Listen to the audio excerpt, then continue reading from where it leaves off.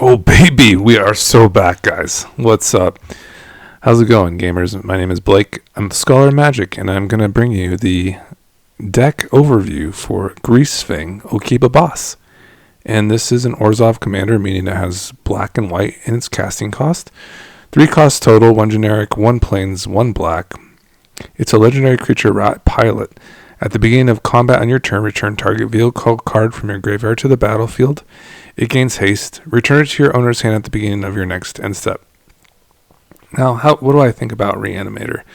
Well, overall, since playing consistently since Ikoria, I'd say Graveyard is kind of like your first entry into doing powerful things in Magic.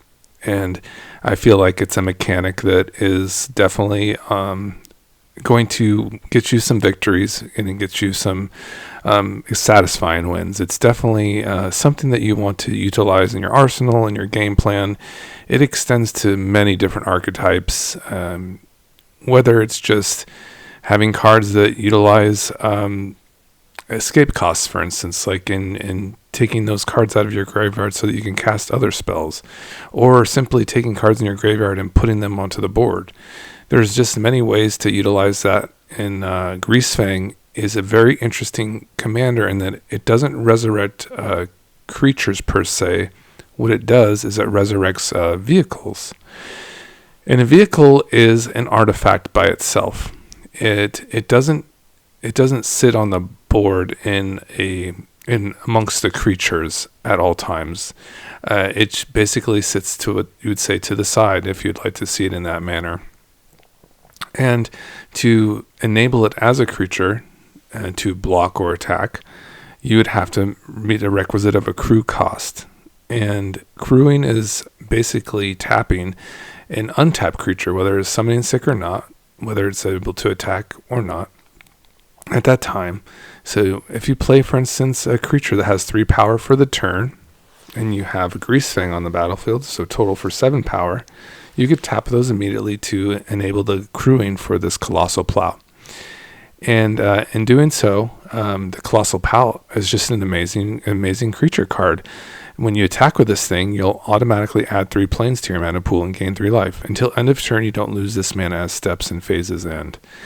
What an interesting card in general. And just, it is on the higher side of a crew cost. You'd be like, wow, I have to tap down 2 creatures. That's true. It is a higher side, but it's just one of those fantastic cards that kind of enables powerful things to be done. Like whether you're getting to the graveyard or you're producing lots of mana. I mean, it's like these are just mechanics that will benefit you in some manner, right?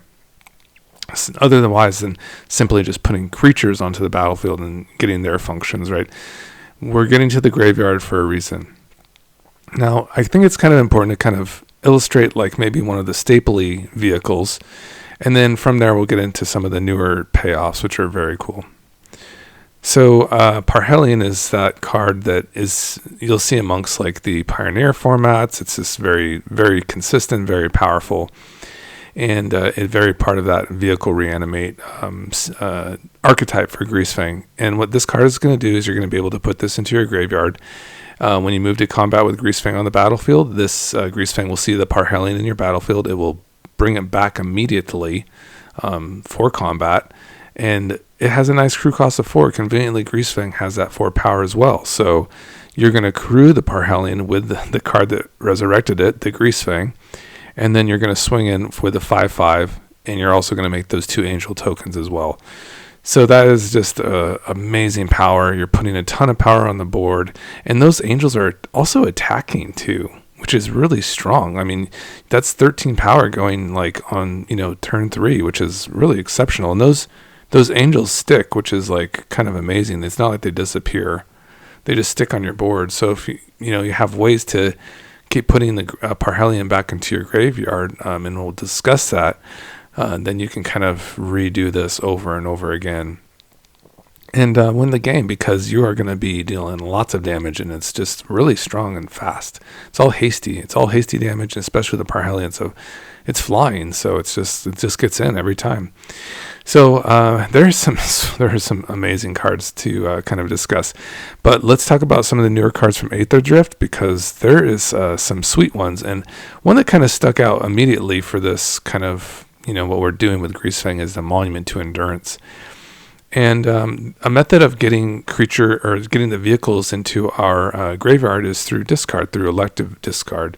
And this card is kind of goes off the train with like in a multiplayer format.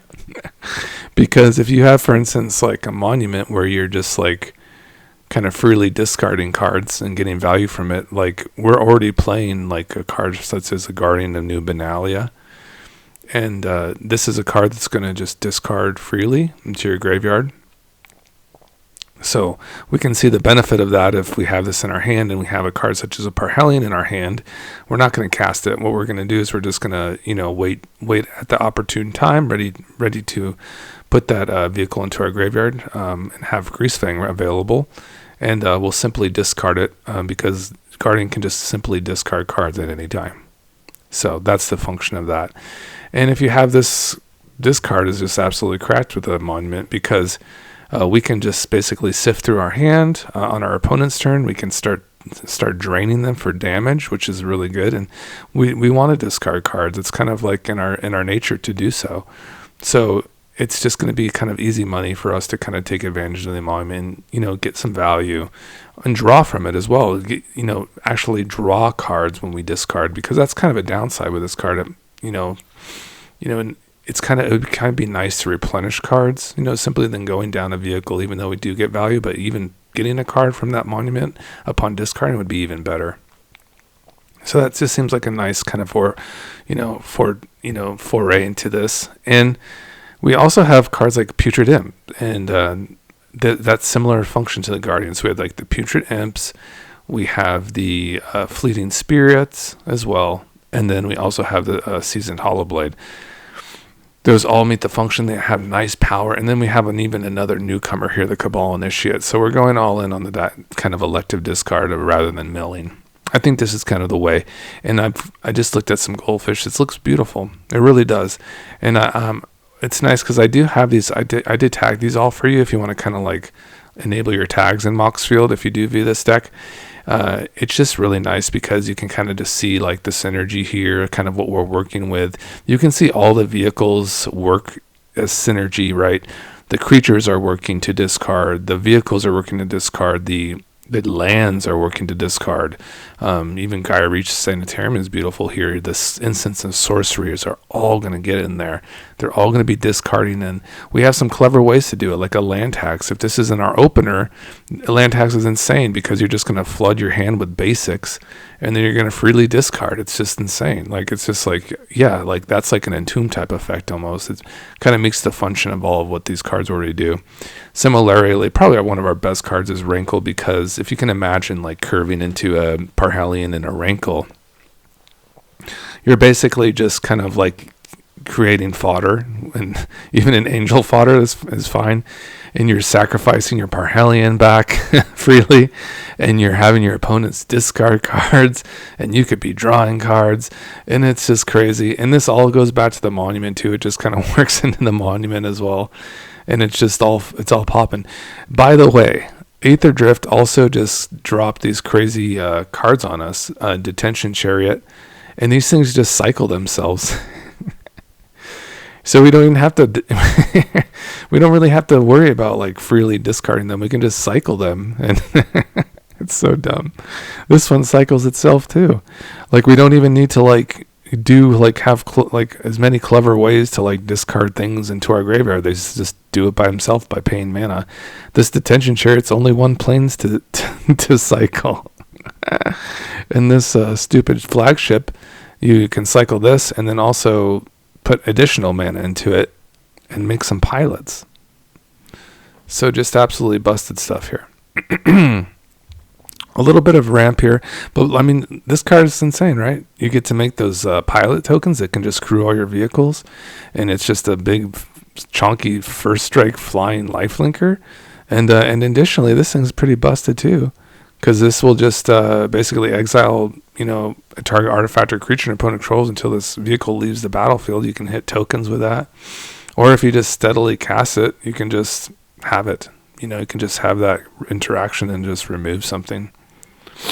So you could even like enter the battlefield some of your other stuff. Like if you wanted to like have a vehicle that had like an enter the battlefield trigger, You could even just, exile your own stuff.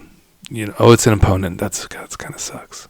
But that'd be really cool if it was your stuff. But it's fine. It's still fine. It's just going to fit into that vehicle suite, and it's just going to work for us. What's going on? What do we want to do next? So I think we can kind of probably go over probably all the vehicles, I suppose. We kind of went over the 2 new ones that have just come out, so that's very nice. And I suppose we can kind of just look at maybe some of the, perhaps maybe ones I haven't gone over before, because I have done some Greasefang deck techs. This one's from Bloomberg, the Rolling Hamp Sphere.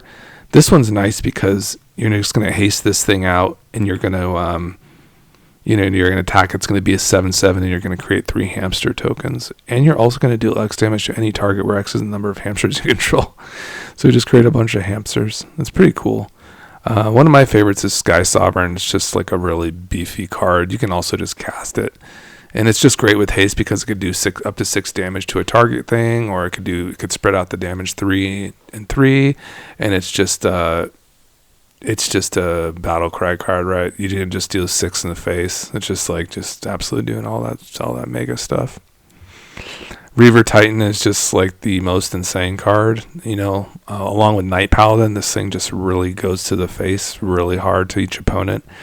And it also is very difficult to interact with it on early turns. It's just gets in there with Greasefang and will just basically do 10 damage because there's not many mana values that are higher than 3 that will block it. So it's just like instant 10 damage. So this is definitely another target that you might like to do other than the Parhelion. I also like the Necron Monolith if you don't have that much going on in your hand. And you don't have like other things to, other vehicles to get to. You can roll the dice and have this thing swing out. And it will mill some cards too. Along its attack, it will mill 3 cards. So maybe you get into another vehicle. It's possible. We have enough vehicles. It's probably one of the strengths of this deck. We have 17 plus about 5 more because they're just kind of slewing around in our different modes here because we have things doing different functions. So one of my other favorites is just Smuggler's Buggy. This one's just a beautiful card with Greasefang because it's going to be in our graveyard. It's also just like an interesting target if you want to really switch it up for the game and you want to just really get into the RNG gods and maybe had a way to like kind of freely, go about and recycling this with Greasefang because it's going to hide away 4.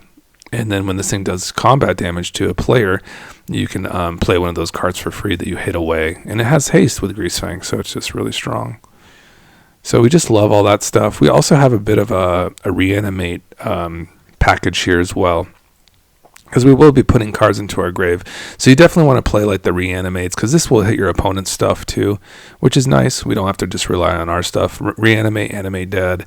And then we have some really big bombs like for our Oswald Fiddlebenders, like the Cityscape Leveler. And then also Valgavoth is really good reanimate target, of course. So we just have those. And so the ways like that, probably the primary ways you want to get about vehicles into your graveyard is your tutors, right? And I'd say this is like a tutors for our deck. They're more, we're not tutoring them into our hand, we're tutoring them into our graveyard. So they're more appropriately called Entomb effects. So I might just change that to Entomb effects, but I did have a Fomori Vault, and that's kind of like a tutor. But so we'll just keep it like maybe tutor and tomb as this, kind of category here. And the most powerful one is Entomb. This is like in your opening hand. If you have Entomb, you're just going to put this into your, summon up your Parhelion and or your Reaver Titan. And you're just going to summon it with Greasefang on like turn 3. You're going to go to town on everybody. It's going to be amazing.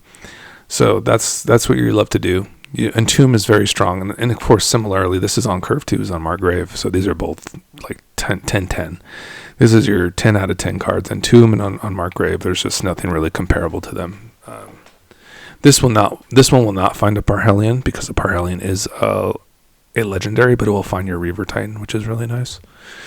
So that's very cool. And of course, the Cynical Loner, if things tapped on your second main phase, which is great because you have vehicles that just tap down your stuff as a crew cost. So it's perfect for this deck, has that 3 power. You just get to entomb a card into your graveyard, any card. So that's just meets that kind of function. It's just another amazing thing.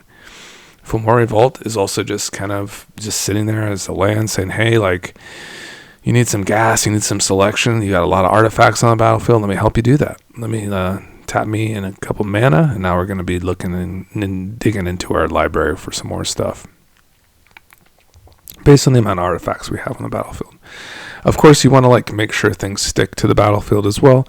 So teleportation circle is a great thing. How this goes is that when you go to end step, you just go ahead and blink one of your vehicles that would usually go into your graveyard, and now it sticks. So that's just nice.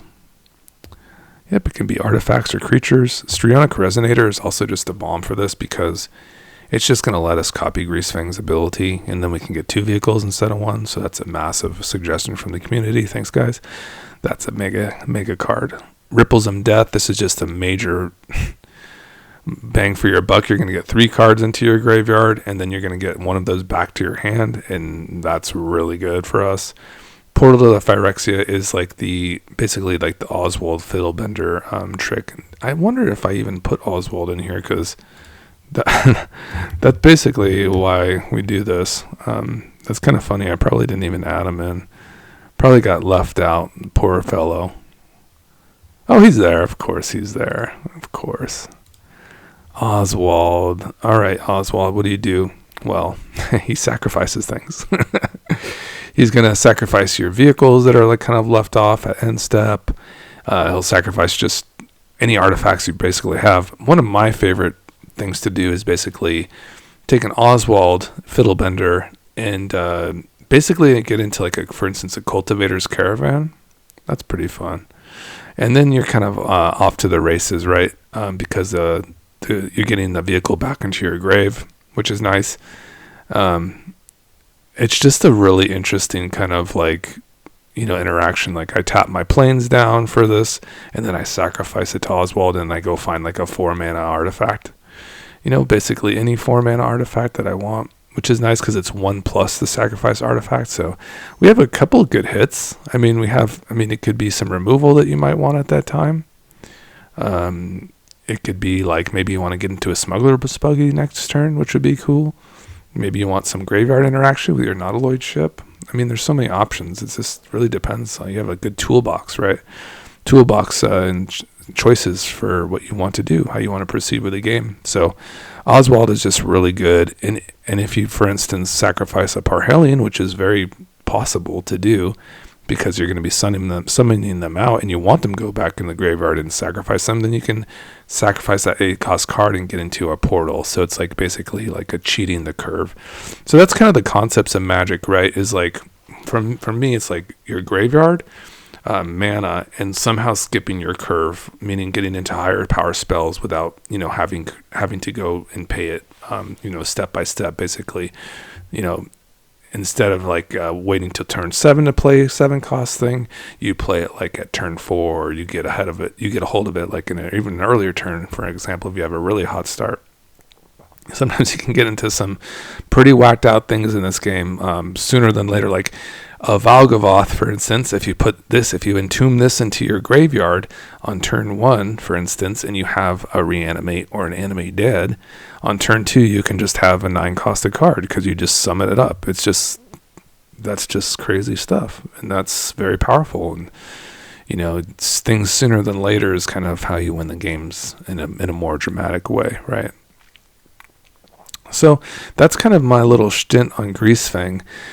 Of course, we would not leave these amazing sacrifice cards, right, that just get you so much more value from your graveyard. They're just continuously sacrificing your vehicles, like Altar of Dementia, Ashnod's Altar. These will get you ahead on your mana as well.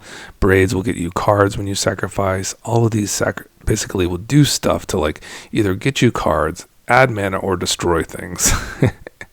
So Greasefang is one of those cards that meets all those criteria, checks all the boxes off. And it just kind of really is strong Magic, right? It's, you're going to get cards. You're going to be interacting with your opponent's things. You're going to be doing damage.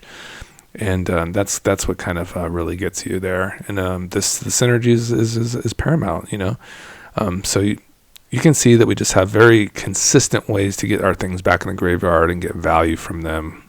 Very powerful cards like Bolas Citadel. This is considered a game changer. I did not know that. From the new commander bracket. So this is our game changer. We have one game changer in here. And it makes sense, like with an Oswald getting to a Bolas Citadel, I feel that could probably, end of the game sooner than later. With this thing unchecked. So, yeah, Bolas Citadel is just a very strong card in itself, isn't it? So, yeah, that's pretty much the deck there. We have our utility lands here. Just some nice one. This can find, like, your Soul Ring typically. Your Urza Saga could find a Skrelv. I could find I could also find our little stinker over here, Hot Shot, or even the Esper Sentinel. The Urza Saga is very good. So it can find us all those things. And then we have some protection over here. The Giver of Runes. Giver of Runes and the Skrelv. So these are both just very good protection cards. They'll protect our Greasefang from things and like single target removal, and just like the Skrelv is cool because it's an artifact too, so it can even be sacrificed to Oswald in certain circumstances if you really needed to do something like that. So yeah, that's kind of the gist of the deck, and I hope you enjoyed it. We're gonna kind of look at some goldfishes here because we're just here, and we're gonna like kind of look at what we got. The deck is just beautiful. We have all the good staples in here. I won't be able to keep that one, unfortunately. Don't have any ways to like put anything in the graveyard, for instance. This looks more promising. We have all the mana we need. We have a way to rejuice Greasefang too. So let me kind of illustrate this one. So let's play test this one. We'll draw for our turn as we would, and you probably want to entomb as soon as possible, right? You want to kind of give yourself a chance. We're going to still have to get untapped land. It's not exactly perfect yet, but we'll definitely be entombing, whatever, for instance, a Parhelion or Reaver Titan, whatever we're feeling that we kind of want. Like if we're playing against something like really fast, like maybe goblins, you might want to go into like a Reaver Titan, just because you just might want to take them out faster or sooner than later. Or another fast deck, you might just want to go right into a Reaver Titan if you were kind of straddling in for a little bit.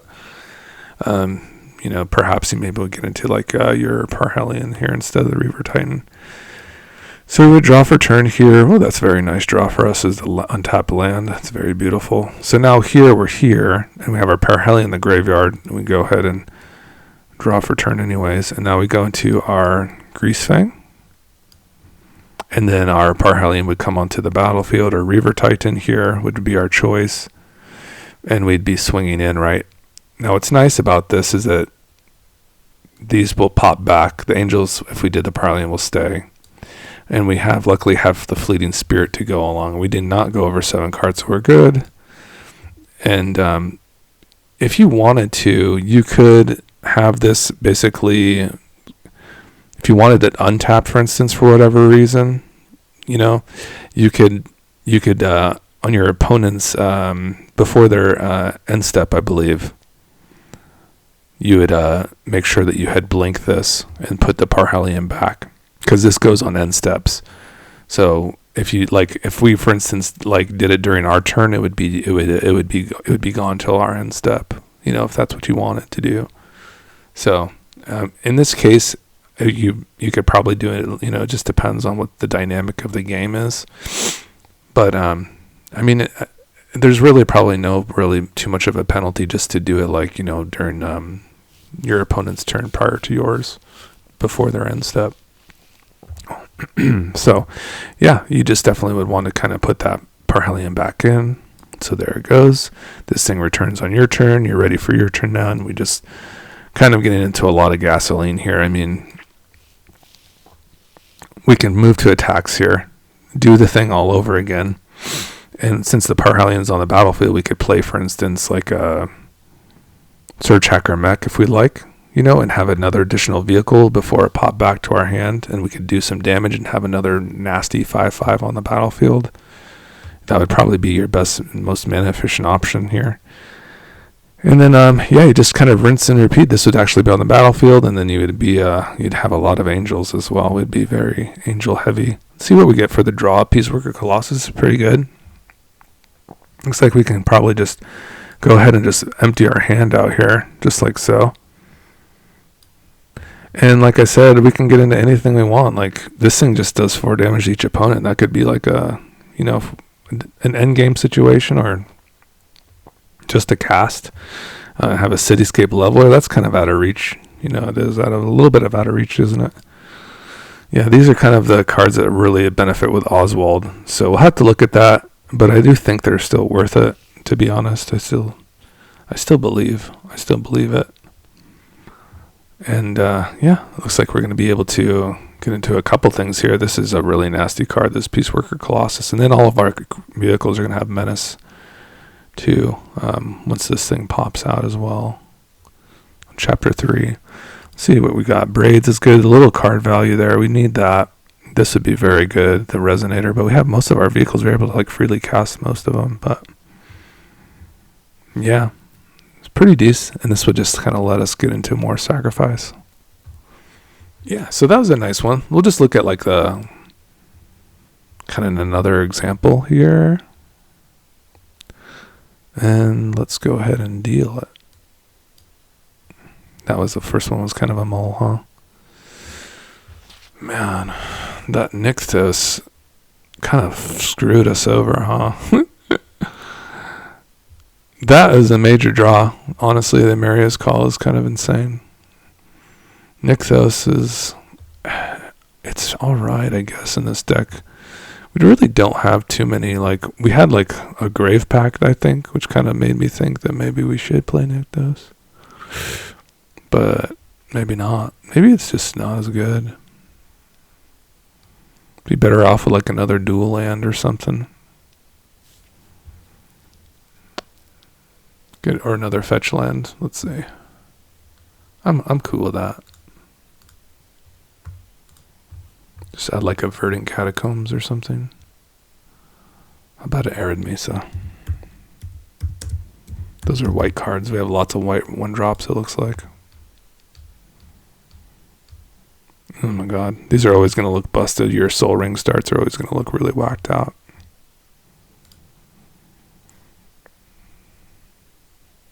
Just a really interesting deck.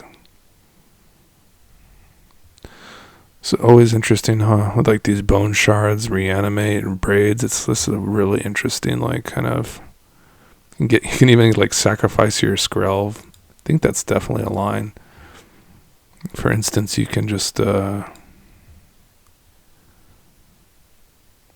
Perhaps you could Bone Shard something, put Braids or even the Illuminator Xeros in your grave. That thing's pretty nasty too.